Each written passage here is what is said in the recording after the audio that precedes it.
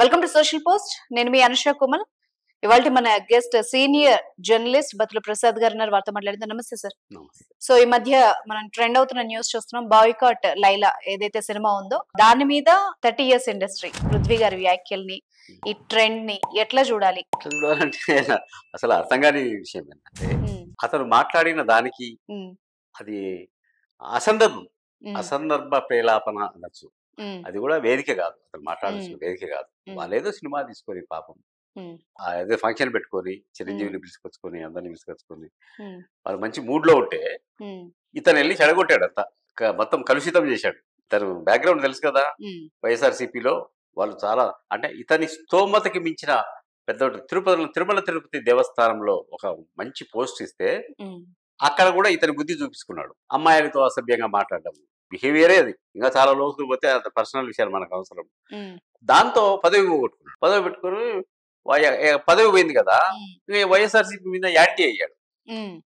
Anti సందర్భం దొరికినప్పుడల్లా వాళ్ళను ఏదో ఒకటి చురకలు వేస్తున్నావు. వాళ్ళు కూడా ఊరుకోరు కదా. ఇప్పుడు ఈ ఫంక్షన్ లో లైలా ఫంక్షన్ లో వచ్చావు, సినిమా గురించి మాట్లాడు. సినిమా బాగా తీశాడు, విశ్వక్సేన్ కు మంచి జరుగుతుంది, డైరెక్టర్ కు మళ్ళీ సినిమా వస్తుంది, నిర్మాతలకు డబ్బులు వస్తాయి, ప్రోగా మాట్లాడాలి. కానీ అక్కడికి పోయి వైసీపీ వాళ్ళని గెలుపుకోవడం అనేది శుద్ధ తప్పు.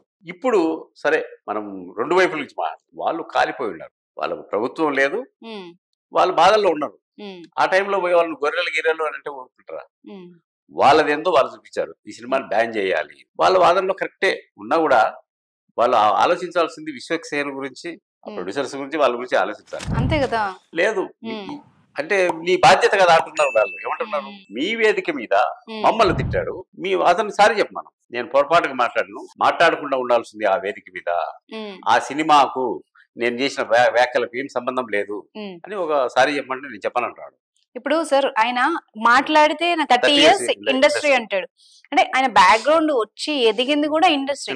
అలాంటి వ్యక్తి ఒక సినిమా పోతే ఆ సినిమాకి పనిచేసిన హీరో అయి ఉండొచ్చు, నిర్మాతలు అయి ఉండొచ్చు, వాళ్ళు ఎంత నష్టపోతారన్న కనీస అవగాహన, అంటే ఒక పెద్దగా వేదిక మీదకి పిలిచినప్పుడు కనీస అవగాహన ఉండాలి కదా. కనీస అవగాహన అసందర్భ ప్రలాపన అది అది అతను మాట్లాడుతున్న వేదిక కాదు, టాపిక్కే కాదు. ఏదో మైకు దొరికిందని అతని కడుపులో ఉన్నది అంతా వెలాగెక్కాడు. నువ్వు మాట్లాడాల్సిన సబ్జెక్ట్ వేరు, మాట్లాడిన సబ్జెక్ట్ వేరు. ఇప్పుడు కూడా నీ వల్ల ఏం జరుగుతుంది, సినిమాకు నష్టం జరుగుతా ఉంది. వాళ్ళు ఆ స్టాండ్ దిగిరావట్లేదు, బ్యాన్ ద లైలా అంటున్నారు. దానివల్ల నష్టపోయేదేవుడు.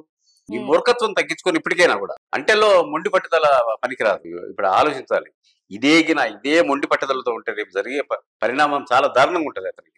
అతను ఊహించాడో లేదో తెలియదు కానీ ఇండస్ట్రీ బ్యాన్ చేస్తారు. అతను ఏ సినిమాల్లోకి తీసుకోవద్దు అని కొన్ని రోజులు తీసి పక్కన పెడతారు. దానివల్ల నష్టపోయేదేవుడు అతనే. అతనికి ఏమాత్రం కొంచెం జ్ఞానము, బుద్ధి, జ్ఞానమై ఉంటే అతడు చేసిన వ్యాఖ్యలను వెనక్కి తీసుకొని క్షమాపణ చెప్పాల్సిన అవసరం ఎంతైనా ఉంది. అది సినిమా పరిశ్రమకు, లైలా సినిమాకు, అతని వ్యక్తిగత జీవితానికి, మూడికి సరిపోతుంది. అది అట్లా ఏదైనా ఇటు మొండు పట్టుబడితే అది ఏదైనా తెగేదాకా లాక్కూడదు అంటారు కదా. ఇప్పుడు లాక్కుంటున్నాడు. అదేదో పెద్ద హీరోయిజం అనుకుంటున్నాడు అతను. Thank you very much sir. మంచిది.